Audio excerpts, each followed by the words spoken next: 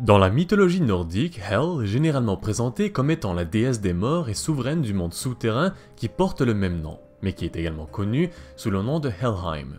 C'est la fille de Loki et de la géante Angrboda, ce qui fait d'elle la sœur du terrible loup Fenrir et du serpent de Midgard, Jormungandr. Deux créatures que nous avons déjà explorées dans les vidéos précédentes. Elle fait donc partie de cette famille, connue pour leur potentiel destructeur et leur malice. Hel est généralement décrite comme une déesse plutôt égoïste, dure et cruelle, ou du moins, c'est ce qu'on sait du peu de sources qui nous proviennent des écrits de l'historien islandais Snorri Sturluson. Elle est mentionnée ici et là dans quelques histoires qui proviennent des poèmes de l'historien, mais sans jamais vraiment s'attarder sur elle. Physiquement, Hel est souvent présentée sous une forme monstrueuse. Snorri la décrit comme étant à moitié blanche et à moitié noire. Une partie de la chair de son visage semblait être dans un état constant de décomposition, comme celle d'un cadavre, et son visage était figé de façon permanente sur une expression sombre et sinistre. Selon la légende, une fois qu'Odin et les autres dieux avaient découvert que Hel, Fenrir et Jormungandr étaient nés et élevés dans les Jotunheim, le royaume des géants, ils décidèrent de s'en débarrasser. Ceux-ci savaient très bien qu'en raison de la nature de la mère des enfants, qui était une géante, mais pire encore, en raison de la nature de leur père, Loki, le dieu fourbe, ces enfants pouvaient potentiellement leur causer beaucoup de problèmes dans le futur. Odin décide alors de jeter le serpent de Midgard dans les mers qui entourent le monde. Il fit enchaîner Fenrir avec un lien magique quasiment indestructible et jeta Hel dans un royaume sombre sous les racines de l'arbre monde, Yggdrasil. Ce royaume était entouré par un mur avec une seule porte et était très difficile d'accès.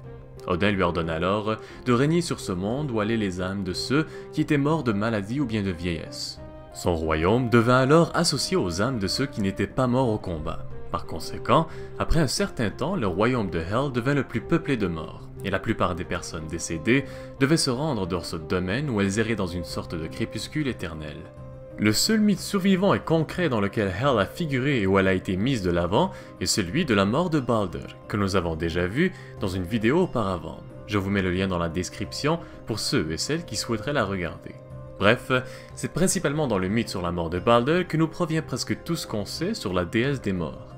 Si vous vous rappelez bien, Balder avait été tué indirectement par nul autre que le père de Hel, Loki.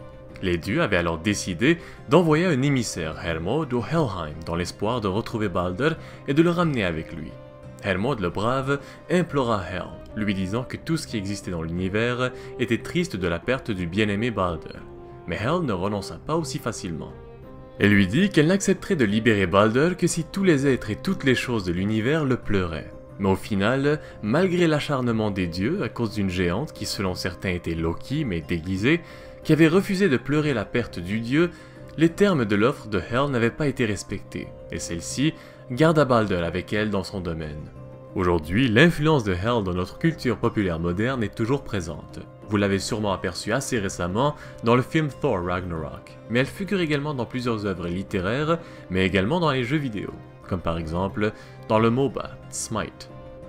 Alors voilà, ceci conclut la vidéo d'aujourd'hui sur Hel, j'espère que vous l'avez apprécié. Si vous avez des commentaires à propos de la vidéo, n'hésitez pas à me le faire savoir, et comme d'habitude, si la vidéo vous a plu, n'hésitez pas à la partager et à vous abonner à la chaîne pour encore plus de vidéos. Désormais, vous pouvez également supporter la chaîne sur Tipeee si vous le voulez. Sur ce, merci encore à tous et à toutes, et on se retrouve très bientôt pour une nouvelle vidéo.